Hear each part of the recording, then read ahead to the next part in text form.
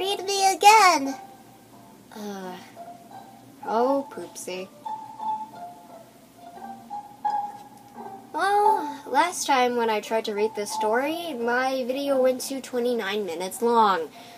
And you know me, I can't get past the 30-minute mark. So, instead of reading the whole story again, I decided to summarize the whole plot. Instead of explaining some of the questions, sort of, it just like, as you would expect, a sequel from the original story. Yay? So basically, it begins with Poopsy learning. It begins with Poopsy finding Jeff, and then Poopsy got away from Jeff because Jeff was a freaking creep apparently for some odd reason. I don't freaking know why, man. And then Poopsy went to a mansion, which apparently has the reanimated corpse, apparently, sort of corpse of, well, it's a skeleton with ham as pants and stuff, I guess. I don't freaking know, man.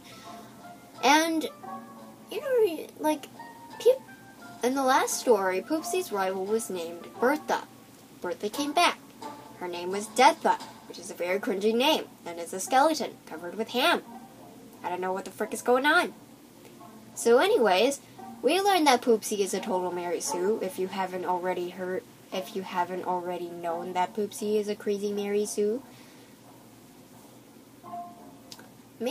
Okay, and then Deatha went to go to the school to collect Grub's skin, I guess, and then wore it as a disguise, and so basically quote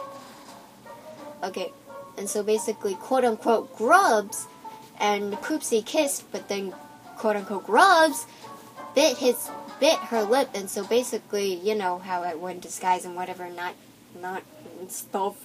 And then so basically, and then again, Poopsy killed Deatha again, and then they went to bury Deatha, and then they went to bury, actually no, they went to bury, Poopsy went to bury Grubs, and then she killed Deatha once and for all, and then Grubs and Poopsy once again kissed, and so basically Grubs went to the afterlife or whatnot, whatever. So basically, while I was reading, I was like, the story, man, it made no sense. What the frick is going on? So basically, I don't know what's going on in this, like, and then in the end it said, the end. Or is it? Jonah! Oh my god. I like how in the where it would go, it says literature, fan fiction, horror.